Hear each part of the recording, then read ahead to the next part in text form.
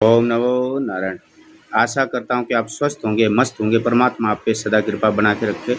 तो चलिए, श्रीमद् भागवत महापुराण का जो पाठ आपको नित्य प्रति थोड़े थोड़े भागों में करके आपको सुना रहे हैं, तो हमारे इस मेहनत के लिए लाइक, सब्सक्राइब और कमेंट और सदस्यता जरूर ले लें, ताकि हमारा आपका प्रेम ऐसे ही बना रहे। तो चलते हैं, भगवान के प्रसंगों के तरफ चलते हैं।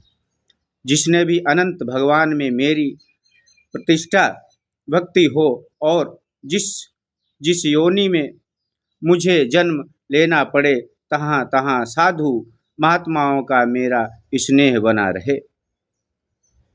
रहे। आप इतना कहकर राजा गंगा जी के दाहिने किनारे पर पूर्व मुख कुश बिछाकर उत्तर की ओर मुख करके बैठ गए। देवगण राजा की प्रशंसा करके फूलों की वर्षा करने लगे और दुमदुमी बजाने लगे कि भाई चलो, जो भी जन्म होए, पर हमारा जन्म ऐसे घर में हो जहाँ साधु महात्माओं का आना जाना बना रहे, ज्ञान की गंगा बहती रहे, प्रचार प्रसार होता रहे। प्रशंसा करके फूलों की वर्षा करने लगे और दुमदुमी बजाने लगे।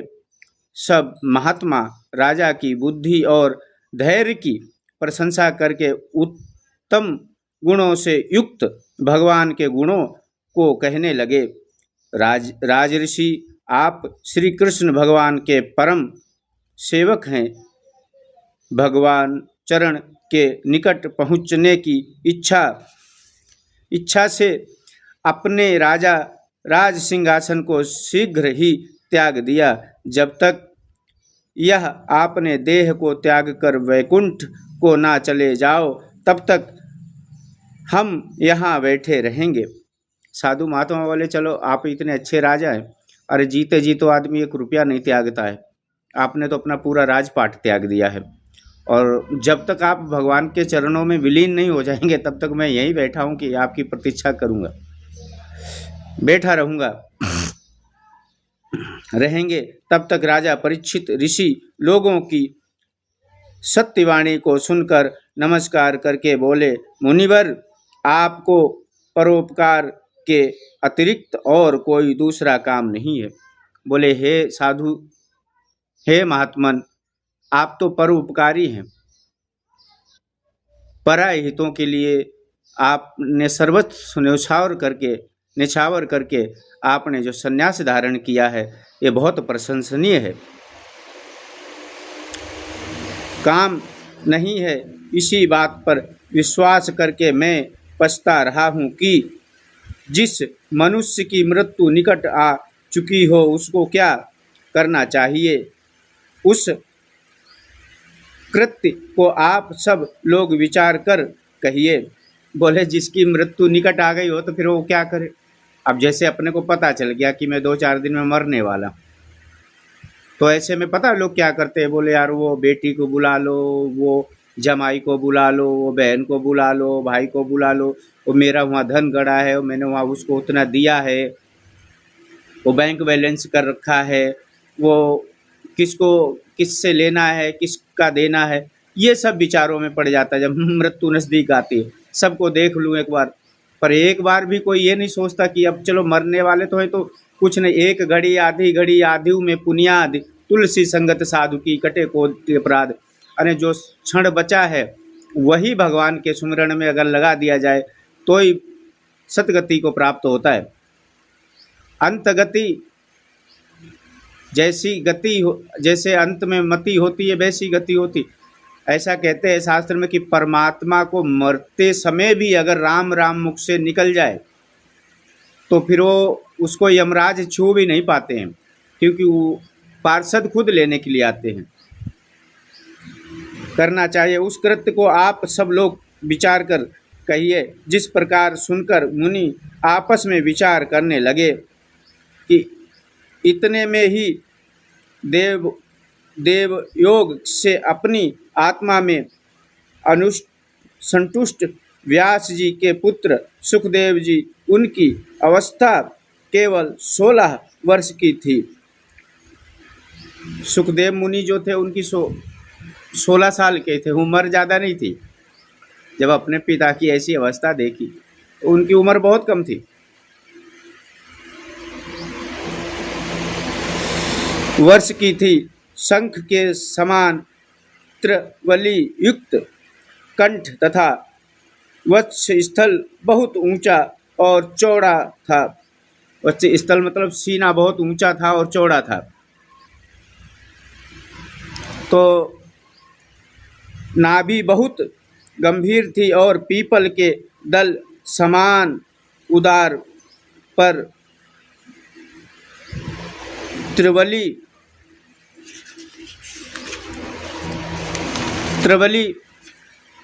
पहाड़ी थी। शरीर पर कोपीन थी। बाल घुंघराले बालों चारों ओर बिखरे रहते थे। जन्म पर्यंत लंबी लंबी भुजाएं थी। साक्षात नारायण के समान कांतिमान थे। शरीर का श्याम वर्ण अत्यंत मनोहर था। उनकी युवा अवस्था जब वो 15-16 साल के थे तो इतना सुंदर लगते थे कि जैसे भगवान विष्णु का ही स्वरूप हो। और हकीकत है हम सब भगवान विष्णु का ही अंश हैं। स्वरूप भले नहीं है पर अंश तो है ना। शरीर था, शरीर का श्याम वर्ण अत्यंत मनोहर था। उनकी युवती अवस्था, शरीर की कांति और मंद मुस्कान देखकर स्त्रियां मोहित हो जाती थी। ऐसे तेज युक्त सुखदेव जी को आए हुए देखकर मुनि लोग सत्कार के लिए उठ खड़े हुए। जब ऐसा कोई साधु महात्मा पहुंचता है, जैसे बहुत दिव्यमान हो, शक्तिमान जैसा लगता हो, तो लोग उठ करके जो है नमस्कार करने लगते हैं। आज भी ऐसा होता है हमारे बीच में। जैसे कोई ऐसा महात्मा आ गया, वो बढ़िया चमक धमक वाला है ना, तो लोग जा कर के बिछ जाते हैं। और एक बात बता दूँ, आजकल साधु अगर गरीब है, ठीक है, एक लोग कहने वाली बात है, लोग कहते हैं कि साधु को पैसे की क्या मतलब है, पैसे से क्या लेना देना। पर मेरा यह अपना अनुभव है, लोग क्या करेंगे, अभी अगर कोई पैसे वाला या पहुंच वाला साधु आ जाए ना, उसके पास बढ़िया महंगी गाड़ी हो, 2-4 गनमैन हो, 100-50 लोग आके पीछे घूमने वाले हों, तो पूरा गांव का गांव बिछ जाता है। और एक सच में भक्ति करने वाला अगर साधु हो ना, तो वो बेचारा गरीब जैसा दिखता होगा, तन पे कपड़े नहीं होंगे, पग में चप्पल नहीं होगी, तो उसको लोग इग्नोर कर देते, बोले जाने दो, होगा ऐसे ही कोई बाजार मांगने वाला। लोग सत्कार करने के लिए उठ खड़े हुए। सुखदेव जी ऐसे शोभायमान हुए जैसे तारागणों के बीच में चंद्रमा। सुखदेव जी राजा परीक्षित हाथ जोड़कर कहने लगे, हे महर्षि, आज आपकी कृपा से मेरा जन्म सफल हो गया है। आपने यह आकर हम सबको पवित्र कर दिया है। आपके निकट आने से बड़े बड़े पातक नष्ट हो जाते। जब कोई साधु जाता है किसी घर पे, तो वहाँ का वातावरण, हाव भाव बदल जाता है, क्योंकि उसके साथ दैवी शक्ति होती। आपने देवराहा बाबा का तो नाम सुना होगा। देवराहा बाबा बिहार के थे, पर वो कभी भी किसी को हाथ से आशीर्वाद नहीं देते थे। वो पग लगा के, कोई अगर सर झुकाता जाके था तो उसके सर पे पग रखते थे।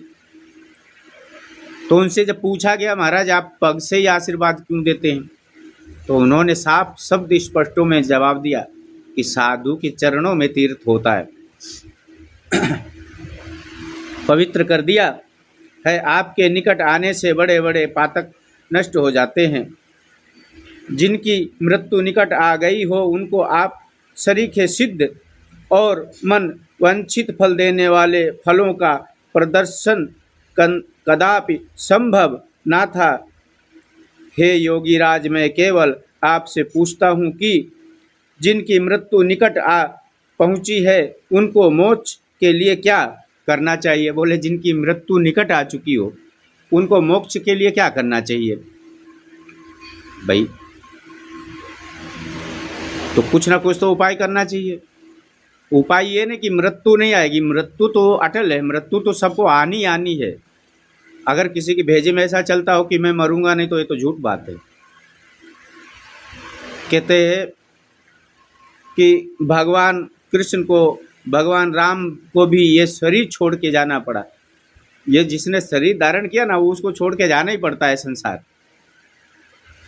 तो पूछता हूँ कि उनकी, जिनकी मृत्यु निकट आ पहुँची है, उनको मोक्ष के लिए क्या करना उचित है? ऐसे मनुष्यों को क्या करना चाहिए, सो मुझको कहो।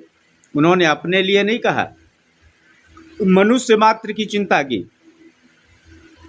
आजकल तो दुनिया अपने लिए जीती है, कोई किसी के लिए नहीं जीता है। पर उन्होंने पूरे मनुष्य के लिए चिंतन किया कि अगर ऐसा कभी होता है तो ऐसे मनुष्य को क्या करना चाहिए। कहो। राजा परीक्षित ने मधुर वचनों से इस प्रकार प्रसन्न किया कि तब तक भगवान सुखदेव कहने लगे कि सो सिद्धियां स्कंद में कहेंगे। भगवान सुखदेव मुनि बोले कि हे राजन, जो आपने प्रश्न किया है बहुत ही अच्छा प्रश्न किया है। मानव मात्र के कल्याण के लिए आपने प्रश्न किया है, सो आपको इसकी युक्ति हम अवश्य बताएंगे। तो आप सभी मित्रों को मैं कहना चाहता हूँ कि हमारे चैनल को ज़्यादा से ज़्यादा सब्सक्राइब, लाइक, कमेंट और शेयर अवश्य करें, ताकि हमारा आपका यूं ही प्यार बना रहे। और जब आप सब्सक्राइबर हमारे बनते हैं और हमारे को लाइक मिलता है, कमेंट मिलता है, तो हमारा दिल और भी ज़्यादा काम करने का मन करता है। तो आप लोगों के लिए निरंतर मैं इसी